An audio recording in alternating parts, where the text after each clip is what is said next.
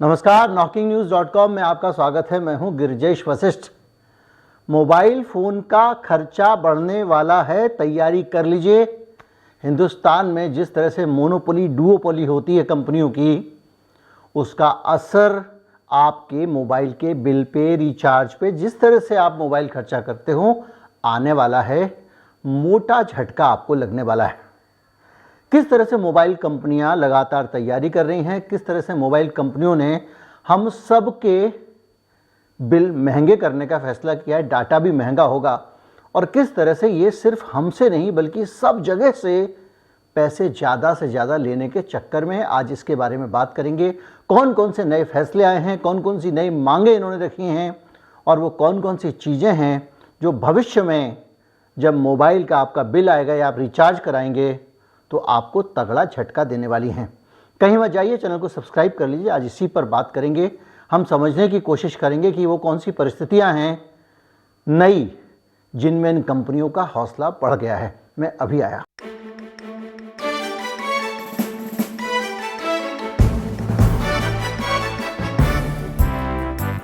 शुरुआत करते हैं एक नई खबर से, एक खबर से जो ताज़ा खबर है। खबरें और भी हैं। वोडाफोन और एयरटेल, और ख़ास तौर पे एयरटेल ने हरियाणा और ओडिशा में अपने टैरिफ बढ़ा दिए हैं, और जो छोटे उपभोक्ता हैं प्रीपेड वाले, उनको तगड़ा झटका दिया है। जो बेसिक प्लान था एयरटेल का, उसमें 57% की बढ़ोतरी कर दी है। यानी आप 100 रुपये का जो लेते थे प्लान, वो 157 का मिलेगा। और 57% की बढ़ोतरी में जीएसटी अलग से है। यानी वो 57 पैसे जो एक्स्ट्रा हैं आपके, या 100 रुपये पे 57 रुपये जो बढ़े हैं, 57 रुपये की जो जीएसटी है वो भी जोड़ लीजिए। इस तरह से आपको मोटा झटका लगने वाला है। अब मिनिमम रिचार्ज के लिए आपको 99 रुपये की जगह 155 रुपये देने पड़ेंगे। जो लोग एक सेकेंड फ़ोन नंबर रखे रहते थे और उसको कभी थोड़ा थोड़ा रिचार्ज करा लिया और अपना काम चलता रहा, इसमें लोग जो रहते थे कि भाई इनकमिंग आती रहेगी और एक नंबर पड़ा रहेगा, उन लोगों को अब 155 रुपये देने पड़ेंगे जो वो 99 रुपये देते थे। इसी तरह से बेसिक प्लान की वैलिडिटी भी उन्होंने घटा दी है। पहले बेसिक प्लान की वैलिडिटी 28 दिन थी, उसको 24 दिन कर दिया गया है। और आपने महीना 2 महीना पहले खबर पड़ी होगी कि TRAI ने कहा है कि ये 28-27 दिन क्या होता है, सीधे सीधे वैलिडिटी 30 दिन की आपको करनी पड़ेगी। उस कानून के बावजूद, उस आदेश के बावजूद TRAI के 2 महीना 3 महीना हो गया है, बल्कि मेरे ख्याल से 6 महीना हो गया उसको, तब भी आप 28 से 26 दिन की वैलिडिटी कर रहे हैं। यानी कंपनियों का हौसला देखिए कि कितनी शक्ति है। और ये जो इन्होंने योजना लगाई है, ये योजना फ़िलहाल पायलट प्रोजेक्ट है। यानी इन दोनों राज्यों से चेक कर रहे हैं कि क्या असर पड़ता है और क्या असर नहीं पड़ता। उसके बाद आपका ये बाकी राज्यों में भी लागू होगा। जो 155 रुपये का प्लान है एयरटेल का, जो 155 का हो गया हरियाणा और ओडिशा में, उसमें अनलिमिटेड कॉलिंग के साथ 1 GB डाटा और 300 SMS मिलेंगे। इस प्लान की वैलिडिटी 24 दिन रहेगी।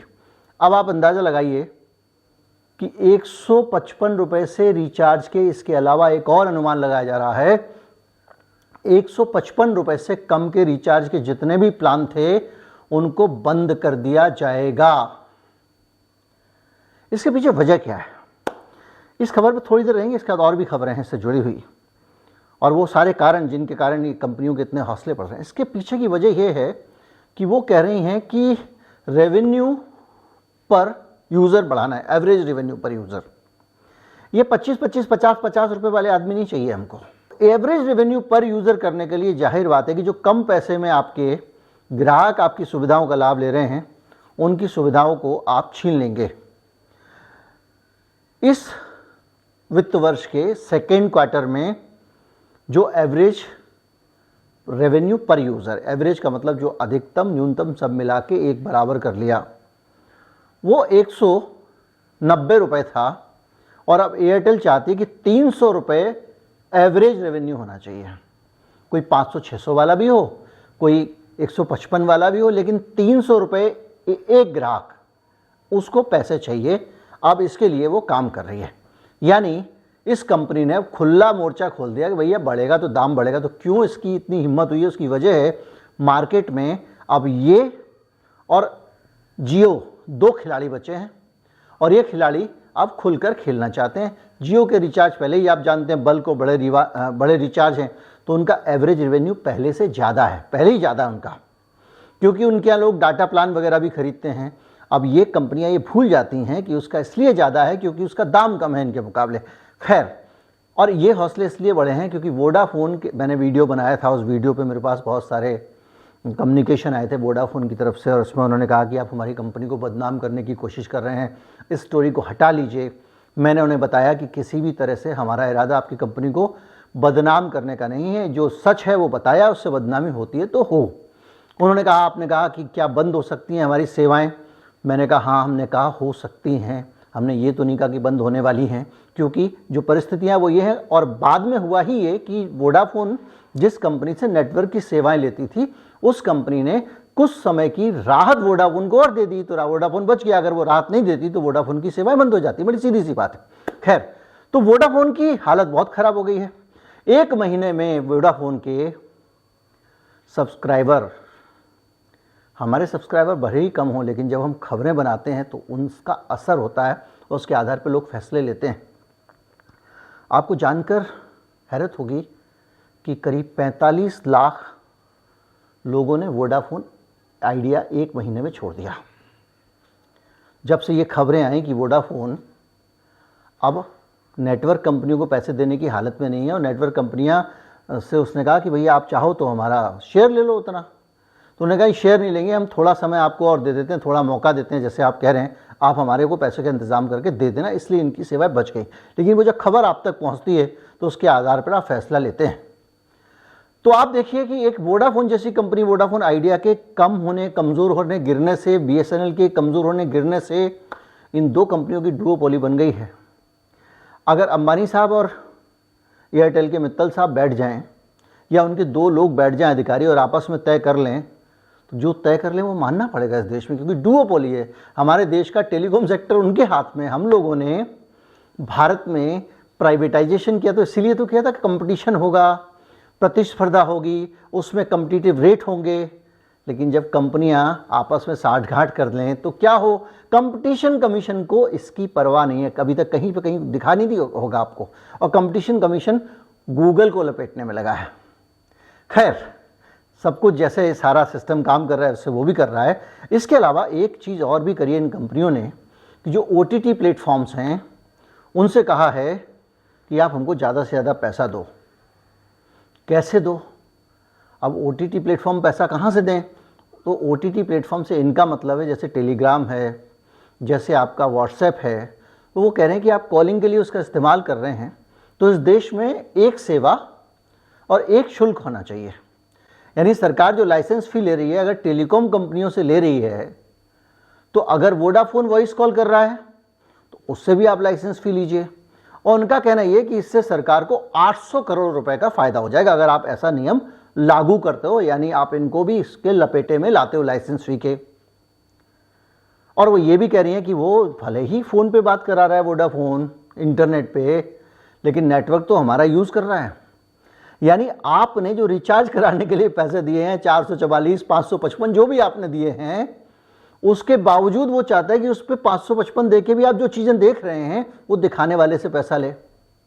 और यहीं पे उस OTT का दायरा और बढ़ जाता है। फिर तो वो कल के दिन अमेजोन से भी कहेगा, वो और भी दूसरी कंपनियां जो अमेजोन प्राइम है और दूसरे लोग जो वीडियो सर्विस दे रहे हैं, उन सबको उसमें लपेटेंगे, कहेंगे पैसे लाइए। और उन्होंने बाकायदा बना के सरकार को एक ड्राफ्ट दिया है कि आप इस तरह से काम करिए और इससे आपके 800 करोड़ रुपए कमा सकते हैं। और उनका कहना है कि बातचीत तो हमारे प्लेटफॉर्म पे ही करते हैं, तो जो टेलको कंपनियां हैं उनके ऊपर जो लागू होता है वो सब पे होना चाहिए। अब आप सोचिए कि जैसे ही इनके पास ताकत आई और इनको लगा कि अब तो हमारा राज है, सब हमारे भरोसे हैं, डाटा लोगे तो हमसे ही लोगे, तो उन्होंने सबको लपेटना शुरू कर दिया। OTT कंपनियों में तो सभी आते हैं। ओवर द टॉप का मतलब क्या हुआ? जो भी प्लेटफॉर्म है, अगर अमेजोन है OTT है, और आपके जितने सोनी मैक्स वगैरह जो भी इंटरनेट के प्लेटफॉर्म हैं, और वो अगर आपके नेटवर्क का इस्तेमाल कर रहे हैं तो OTT है। यहाँ तक कि आपके ये जो कॉलिंग कंपनियाँ तो हैं ही, एप्लीकेशन तो हैं ही, तो क्या सब लोग अब इनको पैसे देंगे? और अगर ऐसा होता है तो एक याद रख लिए, पिछले दिनों एक मसला आया था, भारत में बहुत बड़ी बहस हुई थी इस पर, और वो विषय था नेट न्यूट्रलिटी। यानी इंटरनेट जो है वो सबके लिए समान होगा। उस वक्त फेसबुक ने और दूसरे लोगों ने इसको बहुत पुश किया था, और उस मॉडल का जो पीछे से आइडिया था वो ये था कि इंटरनेट कंपनियां जिससे पैसे ले लें वो उसको प्रायोरिटी पे तेज स्पीड दे देंगी, जिसने पैसे नहीं दिए उसका इंटरनेट स्लो मिलेगा। इस टाइप का एक प्लान आया था जिसको भारत सरकार ने ठुकरा दिया और कहा कि भाई हिंदुस्तान में सबको इंटरनेट समान रूप से मिलना चाहिए, जितने भी सर्विस प्रोवाइडर हैं उनको भी समान उपलब्ध होना चाहिए, उपभोक्ताओं को भी हर इंटरनेट सर्विस पे समान अधिकार होना चाहिए। लेकिन अगर ये OTT वाला रूल आता है तो वो आपकी नेट न्यूट्रलिटी जो थी वो पूरी सुविधा लड़खड़ा जाएगी। बहरहाल जो भी है, मैंने आपको बता दिया कि किस तरह से टेलीकॉम कंपनियों ने चारों तरफ से अपनी जो डुओपोली है, मोनोपोली, या जो भी कहें, गिनती के जो 2-4 बचे हुए ऑपरेटर, उसका फायदा उठाकर जनता को जकड़ना शुरू कर दिया है। और हम सब से अब वो ज़्यादा टैरिफ लेने की तैयारी कर रहे हैं, क्योंकि आपके पास कहीं और जाने का कोई रास्ता बचा नहीं है। वोडाफोन इंडिया आइडिया सुकड़ता जा रहा है। मैंने आपको बताया एक ही महीने में सब्सक्राइबर 45 लाख के करीब कम हो जाना छोटी बात नहीं है। BSNL को लपेट ही दिया गया है, उसको उठने ही नहीं दिया गया। सरकार जो राहत पैकेज लेके आ रही है BSNL का, वो भी ऐसा है कि उससे कोई बहुत ज़्यादा कुछ हासिल होने वाला नहीं है। तो ले दे के हम और आप इन्हीं के भरोसे हैं और इसका ये फ़ायदा उठा रहे हैं। और हमारे को आपको बचाने वाला कौन है? बड़े बड़े लोगों की आपस में दुनिया की बातें होती रहती हैं, जनता को कौन पूछ रहा है। उम्मीद करता हूँ वीडियो अच्छा लगा होगा। अच्छा लगा हो तो ज़्यादा से ज़्यादा लोगों तक पहुँचा, चैनल को सब्सक्राइब कर लें। नमस्कार, जय हिंद। अगर आप हमारे चैनल को सपोर्ट करना चाहते हैं तो हमारा UPI ID डिस्क्रिप्शन में है। स्क्रीन पर एक QR कोड भी दिखाई देगा। निर्भीक समाचार प्राप्त करने के लिए स्कैन करें, और आपके पास अगर एक्स्ट्रा पैसे हैं तो थोड़ा सा भुगतान कर दें। नमस्कार, जय हिंद।